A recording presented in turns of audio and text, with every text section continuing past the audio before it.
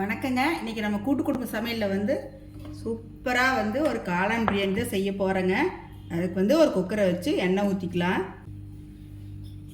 பட்டை, கிராம்பு, ஏலக்காய்ங்க, இந்த பிரியாணி இலை இதெல்லாம் போட்டுக்கலாம். சோம்பு கொஞ்சம் போட்டுக்கலாங்க. வெங்காயம்,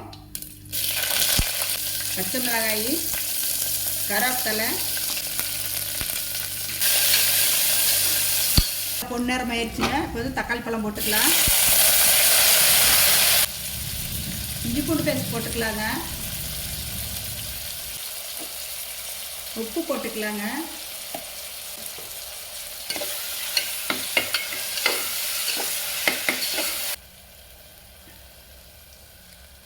மிளகாத்தூளுங்க, கரம் மசாலா, இது வீட்டில் அரைச்ச பிரியாணி மசாலா, இது 3 போட்டுக்கலாங்க.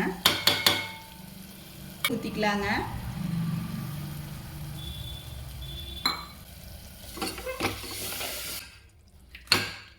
புதினா போட்டுக்கலாங்க.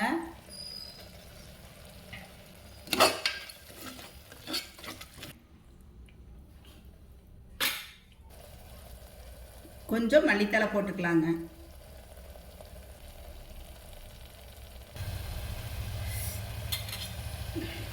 பாருங்க, நல்லா கிரேவி பதத்துக்கு வந்துருச்சு பாருங்க.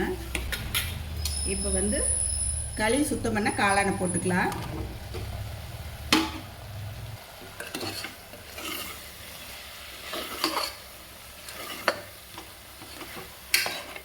இப்போ பிரியாணிக்கு தேவையான காளான் பிரியாணி தேவையான தண்ணி ஊற்றிக்கலாங்க.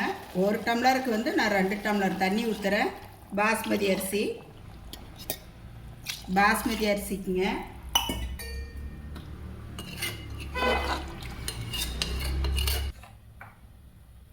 உப்பு கொஞ்சம் பத்தாமல் இருக்குது, உப்பு போட்டுக்கலாம்.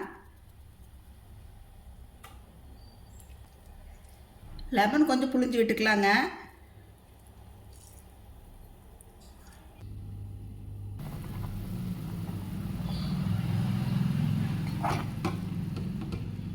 நல்லா கொதிச்சு வந்துருச்சுங்க.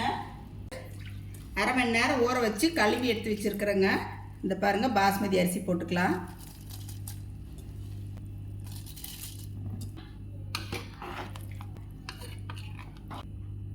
நெய் கொஞ்சம் ஊற்றிக்கலாங்க. கொஞ்சம் மல்லித்தலையும் புதினாவும் போட்டுக்கலாம்.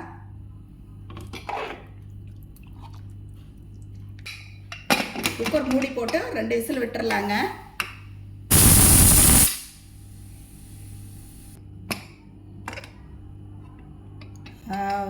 எவ்வளோ சூப்பராக இருக்குது பாருங்கள்.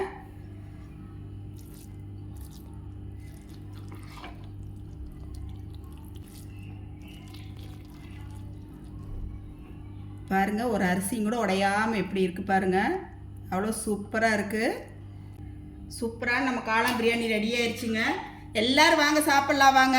நீங்களும் உங்கள் வீட்டில் செஞ்சு சாப்பிட்டு பார்த்துட்டு எப்படி இருக்குன்னு சொல்லுங்கள். எங்கள் வீடியோ பிடிச்சிருந்தா லைக் பண்ணி ஷேர் பண்ணுங்கள். நன்றிங்க.